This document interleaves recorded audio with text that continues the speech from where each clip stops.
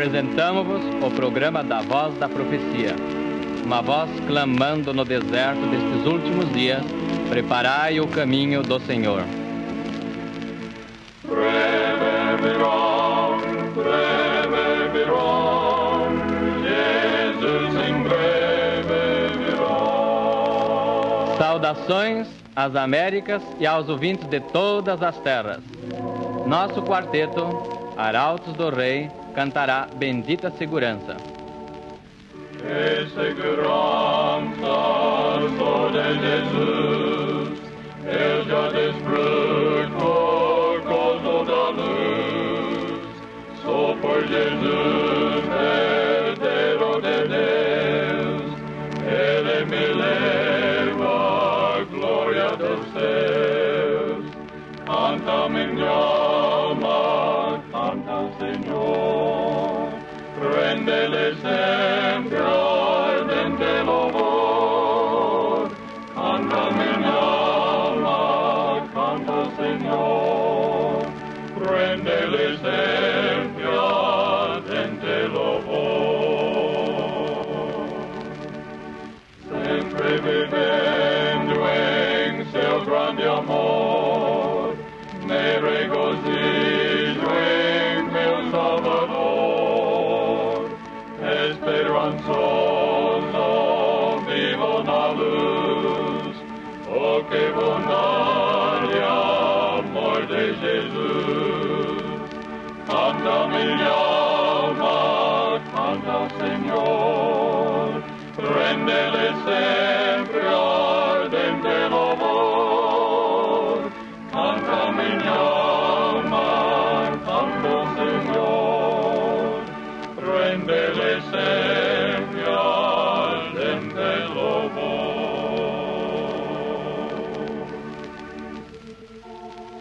Amado Pai Celestial, santificado seja o Teu nome. Vimos a Ti implorar que neste dia abençoes nossos ouvintes em todas as partes do mundo. Lembra-te especialmente dos aflitos e dos desanimados. Possam eles sentir que estás perto deles. Se conosco ao estudarmos Tua palavra, pedimos em nome de Jesus.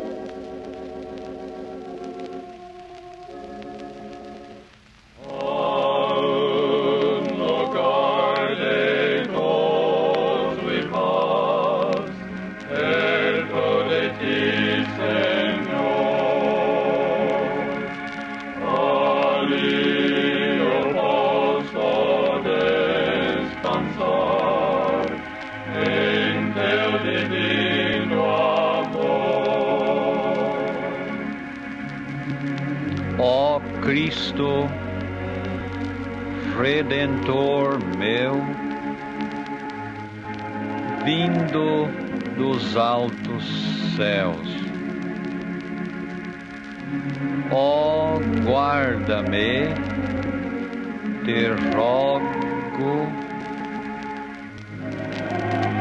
junto de Ti, meu Deus.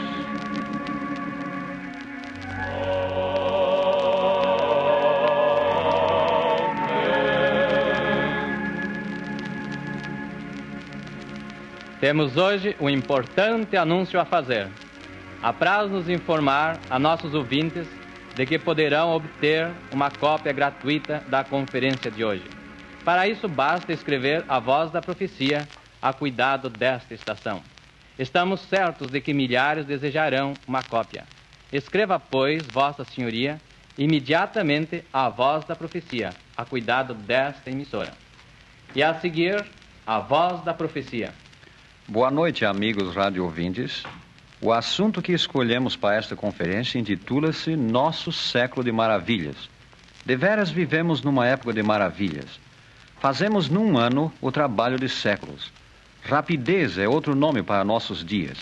Nossos tempos diferem de todos os outros de que ouvimos ou lemos.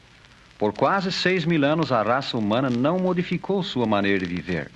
Mas, repentinamente, há pouco mais de 100 anos, as condições começaram a mudar. Uma avalanche de novas ideias penetrou a mente do homem e do sono de séculos sobreveio um tremendo despertamento. O mundo inteiro foi transformado em poucas décadas. Ocorreu não uma evolução, mas sim uma revolução. Se pudéssemos fazer retroceder o tempo, indo para a cama hoje à noite e despertando há 150 anos no passado, encontrar-nos-íamos sem dúvida num estranho mundo. Dificilmente saberíamos como viver. Imaginai tão somente nenhuma luz elétrica nas grandes cidades, nem mesmo lampiões a querosene. Iríamos para a cama tropeçando com a velha vela de sebo. O mais rico monarca sobre a terra não possuiria instalação sanitária, nem um moderno banheiro. Não se poderia contemplar a fotografia de um ente querido, nem fazer um chamado telefônico. Ninguém teria ouvido ou sequer sonhado da radiodifusão. Contemplemos uma cidade de há 150 anos. De noite, as ruas são escuras, iluminadas aqui e acolá por uns poucos e fumegantes lampiões a óleo. Não há nenhuma deslumbrante vitrina, nenhuma pressa no tráfego, nenhum bonde, nenhum automóvel, nenhuma estrada de ferro, nenhum trem subterrâneo. Há 150 anos não havia nas grandes cidades do mundo nenhum edifício com armação de aço, nenhuma câmara refrigeradora, nenhuma caixa registradora, nem máquina de escrever. Toda a correspondência comercial e toda a escrituração eram tediosamente feitas à mão. Os aleijados tinham de passar sem membros artificiais. Não havia óculos nem dentes postiços. Pensai nisto, donas de casa. Não havia alimento preparado ou enfrascado. Não havia leite pasteurizado.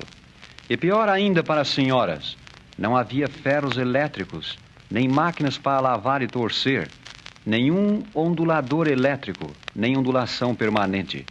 Não havia artigos de borracha, nem de celuloide. Sim, que estranho mundo. Nas oficinas dos jornais não haveria nenhum linótipo ou monótipo. O cirurgião não disporia de éter ou clorofórmio. E as condições na maioria dos hospitais daqueles dias não seriam nada menos que um pesadelo, a despeito dos esforços de homens de bom coração. Contudo, alguns de nossos avós criam que o progresso humano havia atingido seu limite. Olhando os velhos arquivos dos Estados Unidos recentemente, alguém achou uma carta escrita em 1833. Foi escrita por um antigo empregado do Departamento de Patentes, que por ela solicitava sua demissão, porque, dizia ele, tudo que era inventável já fora inventado. Aquela repartição seria brevemente extinta e não haveria nenhuma necessidade dos seus serviços. Ele, pois, decidira retirar-se antes que tal acontecesse. O autor daquela carta provavelmente nunca viu um comboio ferroviário. Ele nunca serviu-se de um elevador. Motores a gasolina e aeroplanos não eram nem sequer a matéria dos sonhos. O autor da carta lia à luz de candeeiro. Jamais vira luz a gás, muito menos luz elétrica. Nunca ouviu o ruído do telégrafo e o telefone lhe pareceria uma viagem à lua. O cinema lhe faria lembrar a magia negra e a ideia de que se poderia inventar uma máquina com a qual o homem voaria por cima das nuvens como um pássaro ter-lhe parecido totalmente absurda. O prelo moderno, o linótipo, os raios-x, o rádio, tais coisas ainda estavam por inventar e muito depois que ele estivesse morto. Ele não poderia imaginar o automóvel. Não poderia sonhar de que se faria um canhão capaz de lançar granadas a mais de 110 quilômetros. Agora mesmo as invenções se sucedem tão rapidamente que já não nos maravilhamos ao aparecer mais uma. A televisão já se anunciou à porta. Já se aperfeiçoaram máquinas que podem tornar uma pessoa invisível. O que significam estas coisas? Ao chamar a atenção para as maravilhas de nossa época, não é o nosso propósito meramente despertar admiração, mas sim mostrar a significação destas coisas à luz da palavra profética. Qual a razão de essas máquinas que nos poupam o trabalho, bem como dessas maravilhas de comunicação e transporte, terem vindo justamente em nosso tempo? Por que foram elas todas deixadas para este último século? Aqui se contém uma lição para todo mundo. Elas são um sinal da parte do próprio Deus Altíssimo. Todas essas invenções ocorreram exatamente desta maneira e neste tempo, como cumprimento da antiga profecia das Santas Escrituras. E elas vieram a ser a fim de que Deus as empregue na execução do seu propósito na terra. Lemos a aludida profecia em Daniel 12, versículo 4. Tu, porém, Daniel, encerra as palavras e sela o livro até o tempo do fim. Muitos correrão de uma para outra parte, e a ciência se multiplicará. O profeta Daniel é aqui instruído a selar o seu livro até um tempo futuro, chamado o tempo do fim. Nesse tempo do fim, seu livro, bem como todas as grandes profecias das Sagradas Escrituras, seriam feitos conhecidos e largamente disseminados sobre a terra. Para este fim, a ciência se multiplicaria, e muitos correriam de uma para outra parte. Não é este um quadro fiel nos nossos dias? O mundo inteiro está numa corrida. Ponderai de novo as palavras do profeta. No tempo do fim, muitos correrão de uma para outra parte, e a ciência se multiplicará. Pensai no aumento de rapidez nos meios de transporte nesta última geração. Comparai a antiga diligência com o trem moderno. Em 1817, um membro da legislatura de Nova York passou a ser considerado digno de uma camisa de força por expressar a crença de que os veículos a vapor seriam empregados com êxito. Um pouco mais tarde, em Lancaster, nos Estados Unidos da América do Norte, negou-se aos jovens da comunidade o uso do prédio escolar para a discussão do assunto de estradas de ferro, alegando a junta responsável as seguintes razões: a escola está às vossas ordens para discutir qualquer questão razoável, mas coisas tais como estradas de ferro e telégrafos são impossibilidades de positiva infidelidade. Se Deus tivesse planejado que suas criaturas racionais viajassem a vapor a assustadora velocidade de 24 km/h, ele o teria claramente predito por seus santos profetas. Isto é um ardil de Satanás para levar ao inferno almas imortais. A 24 km/h. Os rápidos trens modernos fazem 160 km/h e poderão fazer ainda mais quando as estradas forem tornadas mais retas e dotadas de trilhos mais pesados. O primeiro anúncio de estradas de ferro publicado nas Américas apareceu num jornal norte-americano nessas palavras: atenção! A locomotiva construída pelo Sr. Baldwin desta cidade partirá diariamente com uma composição de carros passageiros, havendo bom tempo. Havendo mau tempo, carros tirados a cavalo correrão no mesmo horário. A primeira estrada de ferro inglesa, a linha de Liverpool a Manchester, publicou uma lista de regulamentos para viajantes. Dela se lê: primeiro, toda pessoa que deseje viajar de Liverpool a Manchester ou vice-versa, ou em qualquer trecho da linha, deve, com 24 horas de antecedência, fazer uma petição ao agente local da estrada, mencionando nome, endereço, lugar de nascimento, idade, ocupação e a razão por que deseja viajar. Segundo, o agente, uma vez certo de que o peticionário deseja viajar por motivo justo e legal, emitir-lhe-á um bilhete, devendo o peticionário viajar no trem indicado no mesmo. Terceiro, os trens partirão da estação o mais perto possível do horário, mas a companhia não garante que eles atinjam seu destino. Quarto, os trens que não chegarem ao destino antes do escurecer pararão e passarão a noite numa das estações, devendo os passageiros providenciar hospedagem à sua custa. Quinto, a bagagem será transportada em cima dos carros e, caso venha a molhar-se, a companhia não se responsabiliza por prejuízos consequentes. Comparai com isto os nossos admiráveis trens modernos correndo noite e dia através de continentes. Deus previu o futuro. Ele olhou aos nossos dias e, pela pena da inspiração, pintou nossas estradas modernas, nossos rápidos trens e velozes carros a motor. Consideremos agora a surpreendente profecia de Naum 2, versículos 3 a 5. Os carros resplandecem de aço no dia do seu apercebimento, e as lanças são brandidas. Os carros andam furiosamente nas ruas. cruzam as praças em todas as direções, parecem como tochas, correm como os relâmpagos. Ele se lembra dos seus nobres, tropeçam no seu caminho, apressam-se para chegar ao muro dela, e a manta está armada. Sir Isaac Newton, o pai da ciência moderna, foi um estudioso das Santas Escrituras. Previu ele que, em cumprimento das divinas predições, dar-se-ia um aumento de conhecimento e surgiria um meio de condução muito além do sonho da geração do seu tempo, o qual, sem dúvida, possibilitaria à humanidade viajar a 80 km por hora. O incrédulo Voltaire, inimigo aberto das Escrituras, ridicularizava tais ideias, dizendo: "Vede o dinâmico cérebro de Newton, o homem que descobriu a gravitação e nos revelou maravilhas que todos admiramos. Ao ficar velho e caduco, começou a estudar o livro chamado Escrituras Sagradas. E parece que, para mostrar fé no fabuloso absurdo desse livro, devemos crer que o conhecimento humano aumentará de tal maneira que seremos capazes de viajar a 80 km por hora.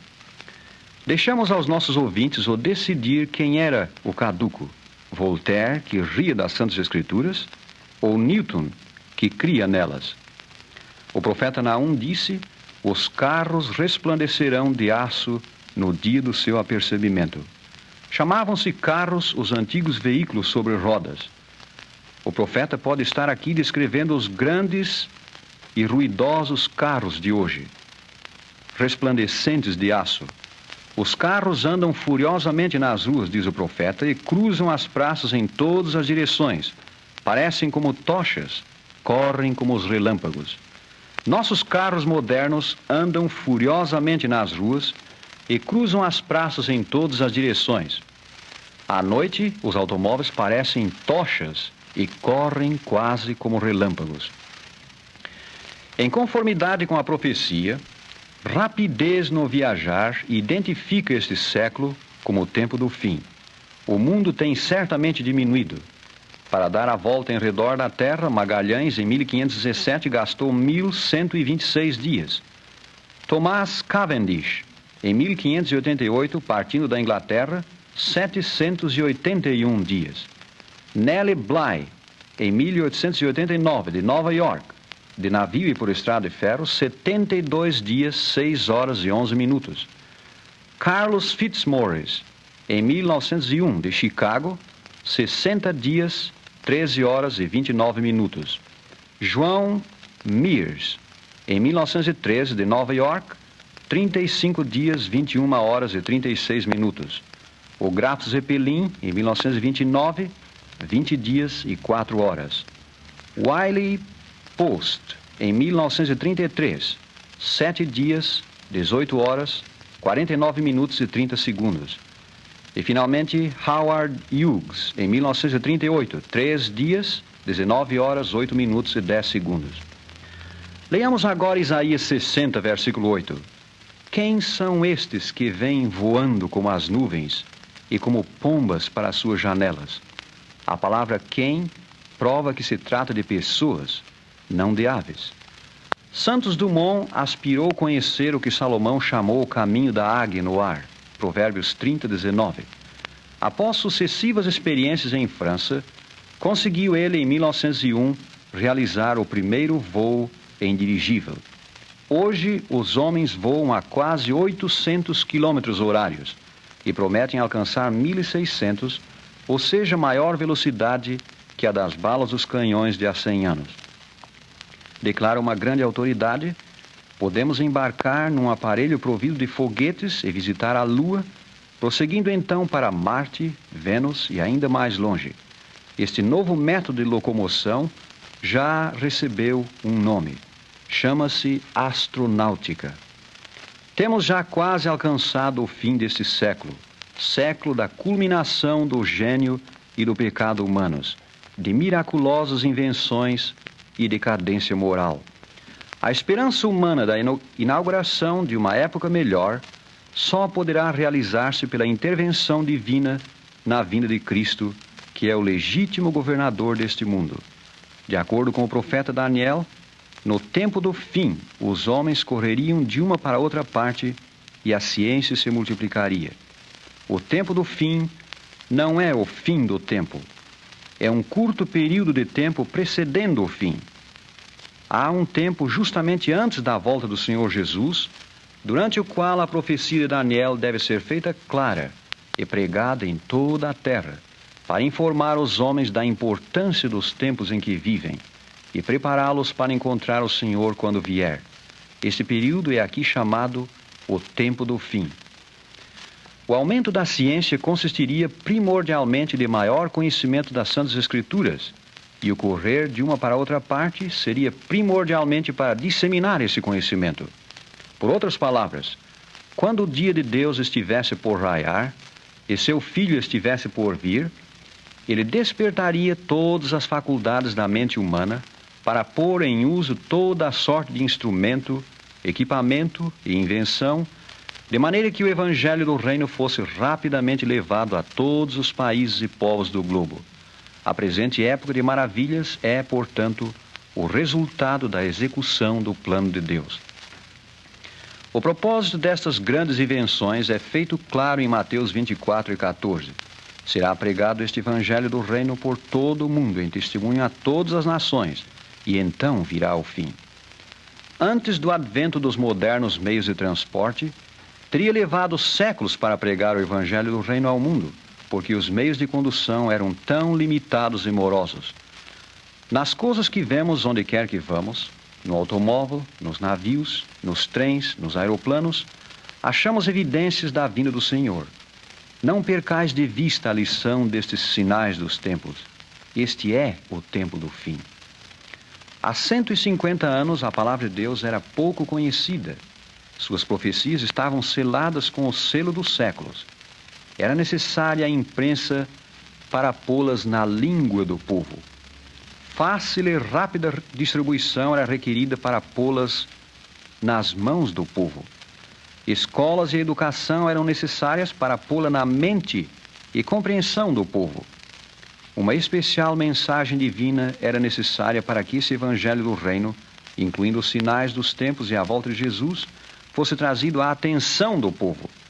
E um grande movimento missionário promovido pelo Espírito de Deus e do mesmo revestido era necessário para pô-la no coração do povo.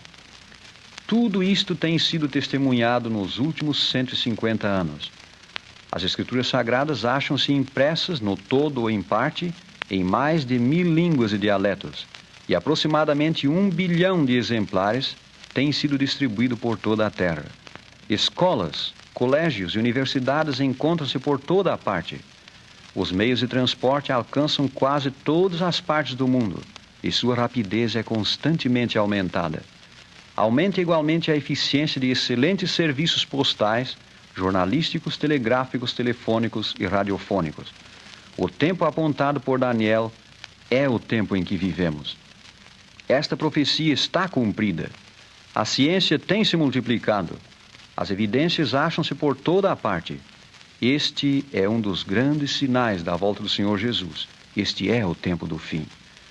As Escrituras dizem que antes da segunda vinda do Senhor, o Evangelho eterno será levado, como que por asas de anjo, a toda nação, tribo, língua e povo. E esta grande profecia de Apocalipse 14:6 está se cumprindo hoje. Este Evangelho do Reino rapidamente abre caminho através de todos os continentes. A mensagem que leva é: prepara-te a encontrares teu Deus. Amós 4:12. O livro divino dá-nos a razão para a presente condição do mundo. Este drama de progresso do século XX é a resposta de nosso século à marcha das profecias. Revelam também as Escrituras que o fim desta época marcará o começo do novo dia de Deus para a humanidade. Então, a transformada civilização será uma utopia aperfeiçoada num mundo sem fim, o lar paradisíaco dos remidos de Deus. E nós, caro amigo, devemos estar lá.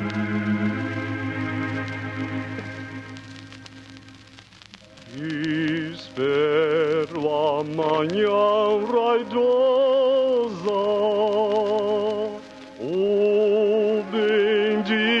muito alvorecer,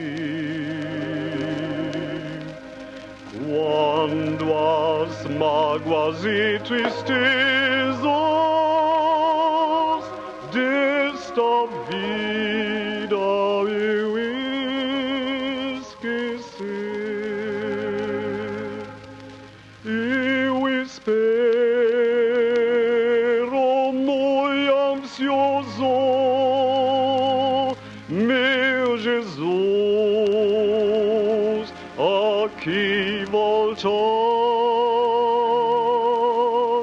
Eu aguardo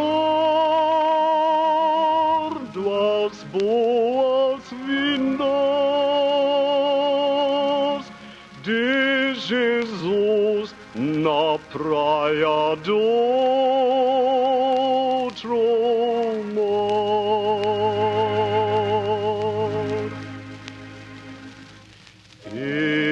Espero, confio, aguardo o celeste lar de amor, como viajor saudoso,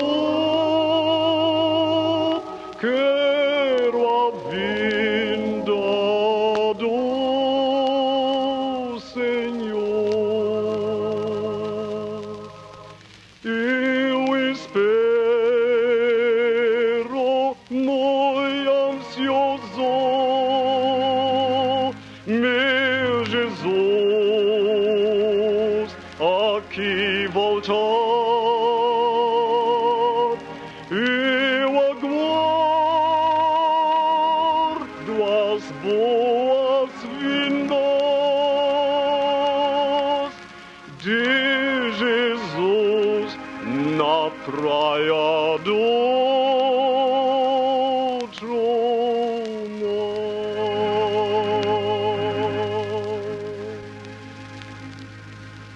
O programa que estão ouvindo é um dos programas mundiais da Voz da Profecia. E como dissemos a princípio, repetimos: Vossa Senhoria pode receber gratuitamente uma cópia da conferência de hoje. É só escrever a Voz da Profecia a cuidado desta estação. É-nos sempre agradável ouvir de nossos rádio ouvintes. Portanto, escreva imediatamente a Voz da Profecia. Ouvi-nos outra vez na próxima semana, à mesma hora e desta mesma estação. No entretempo, lembrai-vos de nós em vossas orações, e nos lembraremos de vós nas nossas. A cada coração enviamos esta mensagem: tem fé em Deus, embora áspero o caminho. Tem fé em Deus, embora escuro o dia. Tem fé em Deus, em que Ele mostrará o caminho. Tem fé, querido amigo, tem fé em Deus. E agora não vos dizemos adeus, mas sim: Jeová te abençoe e te guarde. Jeová faça resplandecer o seu rosto sobre ti e se compadeça de ti. Jeová levante sobre ti o seu rosto e te dê a paz.